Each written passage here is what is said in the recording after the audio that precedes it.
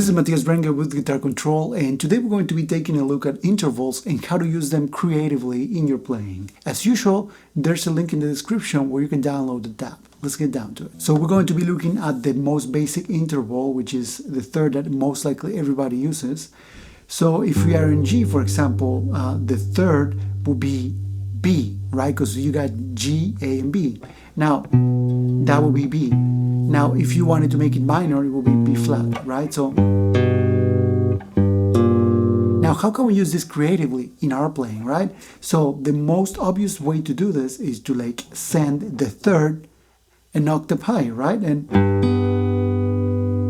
Or, right? Now, we can replace chords, and instead of playing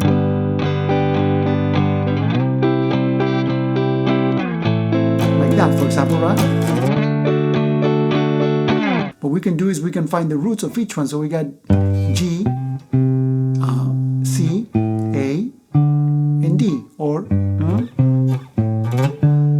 we can play the octave third, right? So it's like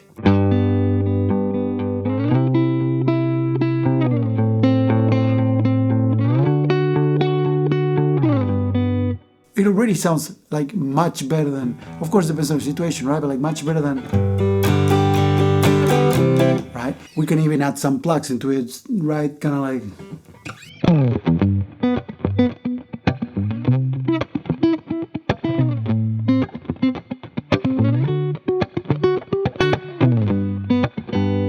We know the third right now. What about the fourth? The fourth will be, if we said that B was the third of G, now the fourth of G will be C. What if we take it an octave higher, right? With the same progression, kind of like.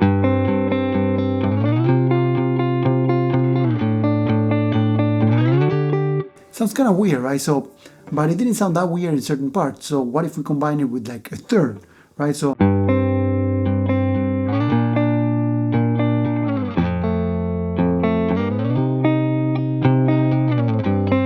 So yeah, that's a really cool use of the fourth right there. Now, the next one, we all know it obviously, is the fifth, and is the easiest one because it's, right, probably play the power chords. If you didn't, obviously it's like 2 steps up, but you know it. Now, with this one, it's really cool because we could grab something like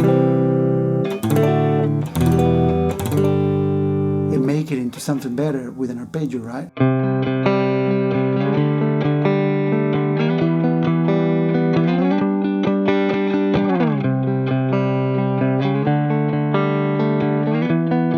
Now, what if we introduce other ones in there, right? Like we did. What about if we put a third maybe in there?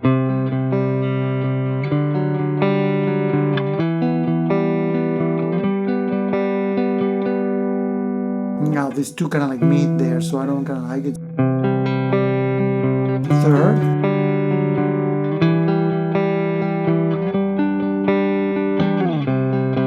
You get the idea. It sounds really cool, right? Now, what about the 6, right? We could use the 6 as well. Now, with this one, it gets a little bit more complicated because, I mean, you could use it like this.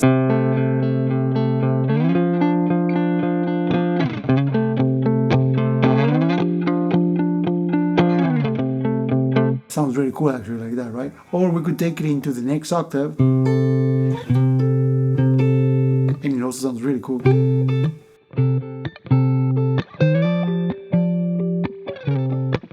Now, people are not really used to hearing a lot of 6 in all these different intervals. Most of the people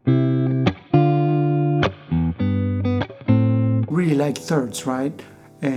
So what I recommend doing with these other ones, like the 6, is to combine them with the third or the fourth or like fifth or different ones, right? So for example, I'm putting a fifth, right? So, or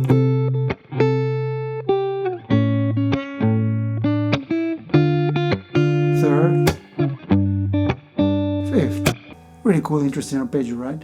Now you could say the same about the 7th or the 2nd.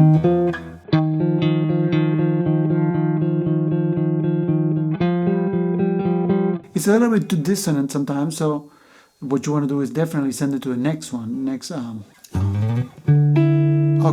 So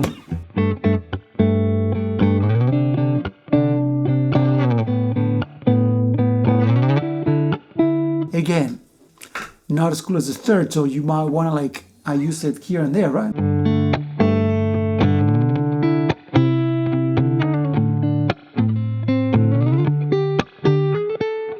Now, taking this a step further would be to combine different intervals. And I know that makes a chord, exactly, but what if you think of it as intervals instead of a chord, even though it makes no sense because like a chord is basically intervals, but we usually think of chords as shapes, right? We remember the shapes. What if you start thinking of it as intervals, right? So we say, I'm gonna put a fifth and then I'm gonna put the third.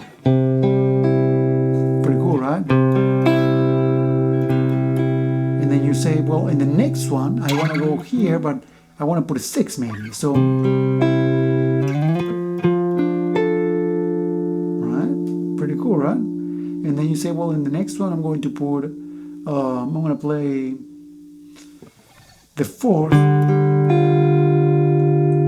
And then for the other one, I'm going to play maybe the fifth and the fourth.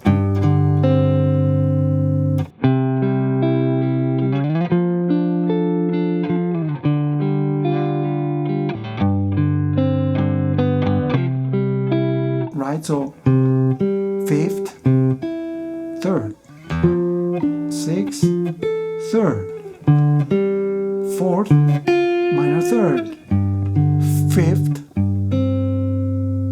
fourth, and then third, right? So yeah, that's like a new way to think about arranging guitar and playing different stuff, right?